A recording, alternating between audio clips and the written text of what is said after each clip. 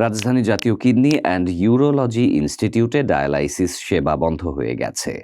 এতে করে চরম ভোগান্তিতে পড়েছেন শত শত রোগী।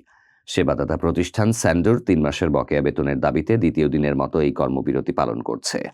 গতকাল ২৬শে মে ৩ ঘন্টার কর্মবিরতির পর মঙ্গলবার সকাল থেকে স্যান্ডরের কর্মকর্তা-কর্মচারীরা তাদের ৩ মাসের বকেয়া বেতনের দাবিতে পুরোপুরি ডায়ালাইসিস সেবা বন্ধ রেখেছেন। এর ফলে দেশের বিভিন্ন প্রান্ত থেকে আসা কিডনি রোগীরা পড়েছেন মারাত্মক বিপাকে। ঘটনাস্থলে গিয়ে দেখা যায়, সেবা পেতে অনেক রোগী ৬ ঘন্টা ধরে অপেক্ষা করছেন, কেউ কেউ অসুস্থ হয়ে পড়ছেন।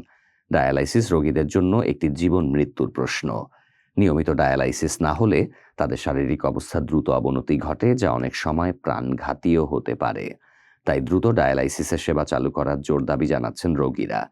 এ বিষয়ে স্যান্ডরের ম্যানেজার নিয়াজ খান বলেছেন, বাড়ি ভাড়া সহ সংসার চালাতে হিমশিম খাচ্ছেন তারা। তাদের বকেয়া বেতন দ্রুত পরিশোধ করা হলে কর্মবিরতি প্রত্যাহার করবেন।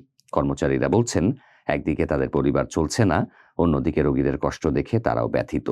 কিন্তু নিরুপায় হয়েই তারা এই আন্দোলনে নামতে বাধ্য হয়েছেন।